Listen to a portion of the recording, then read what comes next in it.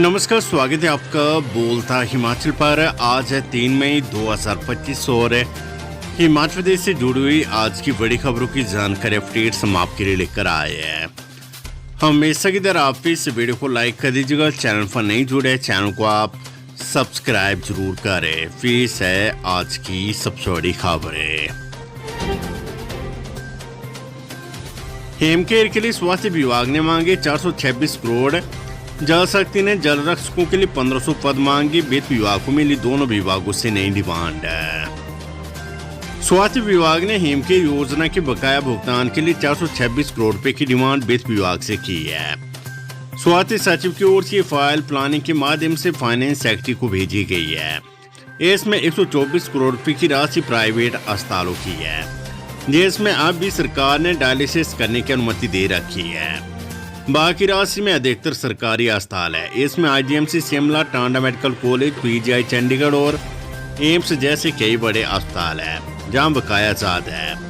वित्त विभाग से पैसा मिलने के बाद अस्पतालों को इसका भुगतान किया जाएगा। पेंडेंसी ज्यादा होने के कारण हेमकेयर के तहत इलाज भी अधिकतर सरकारी अस्पतालों में पहले जैसी गति से नहीं मिल रहा है। दूसरी तरफ जल शक्ति विभाग ने जल रक्षकों का मामला अलग स्तर पर उठाया है।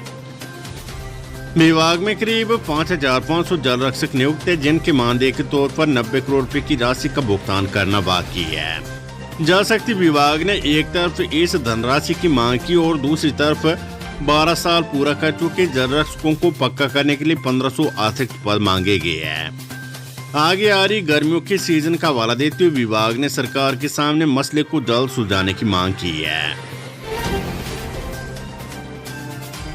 पंचायत चुनाव प्रक्रिया में बड़े बदलाव। हिमाचल सरकार ने परिसीमन, वोटर लिस्ट से लेकर नॉमिनेशन तक का बदला सिस्टम है। हिमाचल प्रदेश में इस साल होने जा रहे पंचायती राज चुनाव की प्रक्रिया में बड़े बदलाव हो गए हैं। पंचायती राज विभाग द्वारा नोटिफाई किए गए नए नियमों को अब मई 2025 से लागू कर दिया गया है। इस बारे में सचिव पंचायती राज की ओर से अधिसूचना जारी की गई है। लोगों से आपत्ति और सुझाव लेने के बाद 15 फरवरी 2025 को इन नियमों का ड्राफ्ट जारी किया गया था। अब इसे फाइनल कर दिया गया है। इसके तहत अब परिसीमन, वोटर लिस्ट और नॉमिनेशन से लेकर नाम वापसी तक की प्रक्रिया में बदलाव हो गया है। इससे पहले पंचायती राज चुनाव में 1994 में बनाए गए नियमों के तहत प्रक्रिया पूरी होती थी। नए नियमों के अनुसार अब जिला परिषद एरिया का परिसीमन ग्राम सभा के बजाय पंचायत समिति एरिया के आधार पर होगा। इससे फायदा ये होगा कि जिला परिषद वार्डों में बीडीसी का विभाजन नहीं होगा। सरकार ने रूल 24 में बदलाव करते हुए वोटर लिस्ट में नाम शामिल करने के लिए नई प्रक्रिया अपनाई है। अब इलेक्शन प्रोग्राम नोटिफाई होने के बाद कोई भी वोट ऐड नहीं होगा। पहले के नियमों में वोटिंग से 10 दिन पहले तक वोट बन जाता था। नाम वापसी को लेकर भी बदलाव किया गया है। चुनाव की प्रक्रिया से तीसरे और चौथे दिन तक नाम वापस लिया जा सकता है। चुनाव के नोटिस के रूल 33 में भी बदलाव हुआ है। अब इलेक्शन प्रोग्राम जारी होने के बजाय राज्य चुनाव आयुक्त द्वारा बताई गई डेट को फाइनल माना जाएगा। नॉमिनेशन के लिए रूल 35 में बदलाव हुआ है। इसमें कहा गया है कि एक प्रपोजर एक ही कैंडिडेट का नाम एक पद के लिए प्रस्तावित कर सकता है। एक बार दिया गया प्रपोजल बाद में वापिस या रद्द नहीं होगा। नॉमिनेशन को वापस लेने के लिए अंतिम दिन तक निर्णय लिया जा सकेगा। गौरतलब है कि हिमाचल प्रदेश में इसी साल के आखिर में पंचायती राज चुनाव है, इसलिए राज्य सरकार ने परिसीमन की प्रक्रिया शुरू होने से पहले ये बदलाव की है। जून महीने तक डिलिमिटेशन की प्रक्रिया को पूरा किया जाएगा। हिमाचल प्रदेश में बीपीएल सूची में शामिल होने के लिए अब लोग 17 मई तक कर सकेंगे आवेदन। हिमाचल प्रदेश में लोग अब गरीबी रेखा के नीचे बीपीएल सूची में चयन के लिए 17 मई तक आवेदन कर सकेंगे। अब तक सरकार ने 30 अप्रैल अंतिम तिथि तय की थी। प्रदेश सरकार ने इसके लिए 21 मार्च 2025 की अधिसूचना में संशोधन किया है। बीपीएल चयन के लिए एसडीएम की ओर से 3 सदस्यीय सत्यापन समिति, पंचायत सचिव, पटवारी और आंगनबाड़ी कार्यकर्ता पर आधारित का गठन 8 मई तक करना होगा। सत्यापन समिति की ओर से तय की गई सूची 25 जून तक सार्वजनिक जांच के लिए ग्राम पंचायतों के नोटिस बोर्ड पर चस्पा की जाएगी। सरकार ने 15 अक्टूबर तक बीपीएल चयन की प्रक्रिया को पूरा करने के निर्देश दिए हैं। मुख्यमंत्री ने की मजबूत संगठन की पैरवी। कांग्रेस वर्किंग कमेटी की बैठक में शामिल हुए मुख्यमंत्री और प्रतिभा सिंह। दिल्ली में हुई कांग्रेस वर्किंग कमेटी की बैठक में मुख्यमंत्री सुखविंदर सिंह सुक्खू ने एक मजबूत संगठन की पैरवी की है।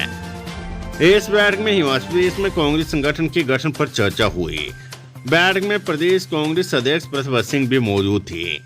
हालांकि उप मुख्यमंत्री मुकेश अग्निहोत्री भी इस बैठक में शामिल होने के लिए दिल्ली गए थे, परंतु वे समय पर नहीं पहुंच पाए। अभी मुकेश अग्निहोत्री 2 दिन तक दिल्ली में रहेंगे और कुछ केंद्रीय मंत्रियों से उनकी मुलाकात होगी। हिमाचल प्रदेश में बॉयज और गर्ल्स स्कूलों को मर्ज करने की तैयारी शुरू। हिमाचल प्रदेश सरकार ने प्रदेश के बॉयज और गर्ल्स स्कूलों को मर्ज करने का फैसला लिया है। इसके तहत इन स्कूलों को मर्ज कर को एजुकेशन बनाया जाएगा। सरकार के आदेशों के बाद विभाग ने भी इसकी प्रक्रिया शुरू कर दी है। विभाग ने जिलों से ऐसे स्कूलों का डाटा मंगवा लिया है। इस महीने के अंत तक इसकी शुरुआत होगी। शिक्षा विभाग इस प्रक्रिया को 2 चरणों में पूरा करेगा। इसमें पहले 12वीं तक की कक्षा वाले स्कूल लिए जाएंगे। एक ही जगह में अलग अलग चल रहे इन स्कूलों को मर्ज किया जाएगा। शिमला जिले से इसकी शुरुआत होगी। इसे लेकर विभागीय स्तर पर प्रक्रिया शुरू हो गई है। विभाग का तर्क है कि स्कूल मर्ज होने से छात्रों में प्रतिस्पर्धा बढ़ेगी और तीनों संकाय के शिक्षक भी एक ही स्कूल में होंगे। इससे शिक्षकों की कमी भी दूर होगी। हालांकि इस मामले पर शिक्षा मंत्री कैबिनेट की बैठक से पहले अधिकारियों की बैठक ले सकते हैं। हिमाचल हाईकोर्ट का बड़ा निर्णय, निजी कंपनी को सौंपेगी आउटसोर्स कार्य पर लगाई रोक।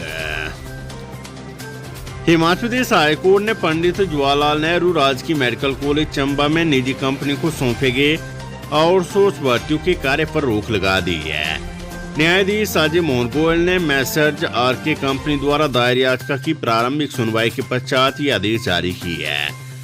कोर्ट ने कहा है कि याचिकाकर्ता द्वारा रिपोर्ट पर रखे गए तथ्यों से पता चलता है कि निजी प्रतिवादी कंपनी के पक्ष में टेंडर का आवंटन पारदर्शी प्रतीक नहीं होता है, क्योंकि कार्यवाही में ऐसा कुछ भी उल्लेख नहीं है कि किस आधार पर निजी प्रतिवादी को याचिकाकर्ता या किसी अन्य एजेंसी से बेहतर पाया गया। हिमाचल में 3 IAS अधिकारियों के तबादला संशोधित है।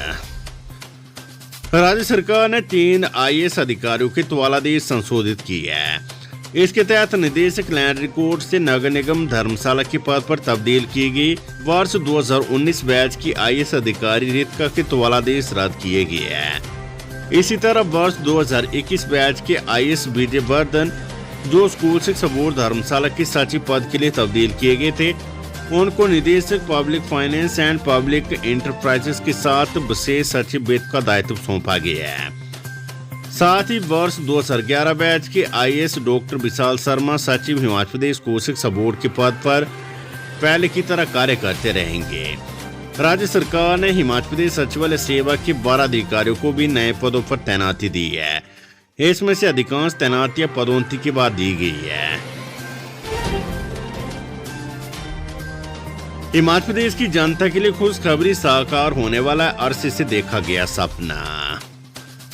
बेघर और कच्चे घरों में रहने वाले लोगों का अरसे से देखा गया सपना पूरा होने वाला है।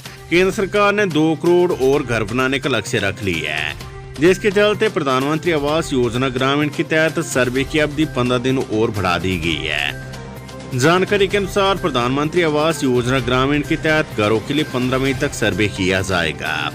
इससे पहले प्रधानमंत्री आवास योजना ग्रामीण सर्वेक्षण की समय सीमा 30 अप्रैल थी, लेकिन प्रधानमंत्री आवास योजना ग्रामीण सर्वेक्षण की समय सीमा को लेकर राज्य से प्राप्त अनुरोधों पर विचार करते हुए ग्रामीण विकास विभाग के सक्षम पदाधिकारी ने आवास प्लस ऐप 2024 परिवार सर्वेक्षण की समय सीमा को 30 अप्रैल से 15 मई 2025 तक बढ़ाने का निर्णय लिया है। दिल्ली हरिद्वार के 9 रूटों पर HRTC ने चलाई कैंची, 11 वोल्वो 9 ऑर्डिनरी बसों को किया बंद। HRTC ने अंतर्राज्यीय रूटों पर चलने वाली बसों का युक्तिकरण कर दिया है। ऐसे रूट जिनकी वजह से दूसरे स्थानों से चलने वाली बसों को नुकसान हो रहा था, उनको बंद कर दिया गया है। दिल्ली और हरिद्वार को अलग अलग क्षेत्रों से बसें भेजी जा रही थी, लेकिन इससे एक दूसरे को नुकसान हो रहा था। ऐसे रूटों का युक्तिकरण एचआरडीसी ने कर दिया ताकि उसे घाटा ना हो। पिछले दिनों सरकार ने इस संबंध में निर्णय लिया था और इस पर अब एक्शन ले लिया गया है। भारतीय आठ की कब आएंगे नए आदेश, जयराम ठाकुर ने सरकार से पूछे सवाल। नेता प्रतिपक्ष जयराम ठाकुर ने कहा कि सरकार द्वारा कॉन्ट्रैक्ट भर्तियों पर रोक लगाने से न सिर्फ वेश्या में भर्तियां निकालने का रास्ता बंद हो गया है, बल्कि जो भर्तियां रूटीन में चली हुई है वे भी रुक गई है। एक पत्र लिखकर सरकार ने भर्तियों पर रोक तो लगा दी, लेकिन नई भर्तियां शुरू करने को लेकर सरकार द्वारा अब तक कोई आदेश नहीं दिया गया है। प्रदेश भर के युवा इंतजार कर रहे कि सरकार नया आदेश जारी करे जिससे भर्तियां शुरू हो सके।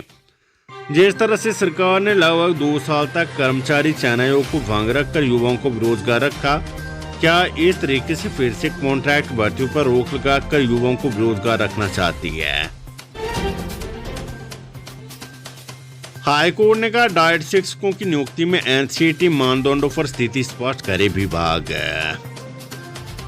हिमाचल प्रदेश हाईकोर्ट ने जिला शिक्षा एवं प्रशिक्षण संस्थान डाइट शिक्षकों की नियुक्ति को लेकर 1 अक्टूबर 2024 की अधिसूचना पर उठे विवाद पर शिक्षा विभाग से स्थिति स्पष्ट करने को कहा है। कोर्ट ने ये निर्देश ये जानने के लिए दिए कि क्या अधिसूचना में निर्धारित पात्र मानदंड राष्ट्रीय अध्यापक शिक्षा परिषद एनसीटी की ओर से तय दिशा निर्देशों के अनुरूप है या नहीं। हिमाचल प्रदेश में पैकेट बंद दूध के 2 रुपए बड़े दाम, कामधेनु अब 64 रुपए, बेरका के भी बड़े भाव। प्रदेशवासियों को एक बार फिर से महंगाई का झटका लगा है। शुक्रवार से प्रदेश में पैकेट बंद दूध के दामों में 2 रुपए प्रति किलो की बढ़ोतरी की गई है। पहले 60 रुपए प्रति किलो में मिलने वाला बेर का टोन दूध अब 62 रुपए प्रति किलो की दर से बेचा जाएगा। बेर का फुल क्रीम दूध जो 72 रुपए प्रति किलो था अब 74 रुपए प्रति किलो में मिलेगा। खबर मंडी से हैवानियत के हद पार, भाइयों ने किया 9 साल की बहन के साथ गैंग रेप। जियोनी वैली में रोंगटे खड़े कर देने वाली घटना सामने आई है। 3 नाबालिग भाइयों द्वारा अपनी नाबालिग चचेरी बहन के साथ गैंग रेप करने का मामला सामने आया है। पुलिस ने आरोपियों के खिलाफ अधिनियम की विभिन्न धाराओं के तहत पोक्सो एक्ट के तहत मामला दर्ज कर जांच शुरू कर दी है। जानकारी के अनुसार मामला पुलिस थाना घोर का बताया जा रहा है, जहां 5वीं कक्षा में पढ़ने वाली 9 वर्षीय किशोरी को उसी के चचेरे नाबालिग भाइयों ने हैवानियत का शिकार बनाया है। आरोपी 13 और 14 साल की बताई जा रही है। आरोप है कि पीड़िता की मां फसल और मवेशियों के कार्य के लिए अपनी 2 गृह में गई हुई थी। मुख्यमंत्री सुख बोले राजनीति की भेंट नहीं चढ़ेगा, मंडी शिवधाम प्रोजेक्ट शीघ्र पूरा होगा निर्माण। मुख्यमंत्री सुखविंदर सिंह सुक्खू ने मंडी के शिवधाम प्रोजेक्ट का निर्माण कार्य शीघ्र पूरा करने के निर्देश दिए हैं। इस प्रोजेक्ट को पूरा करने के लिए 3 कंपनियों ने रुचि दिखाई है। अब इसकी टेक्निकल व फाइनेंशियल बिड खोलने के बाद सरकार की तरफ से अंतिम मंजूरी दी जाएगी।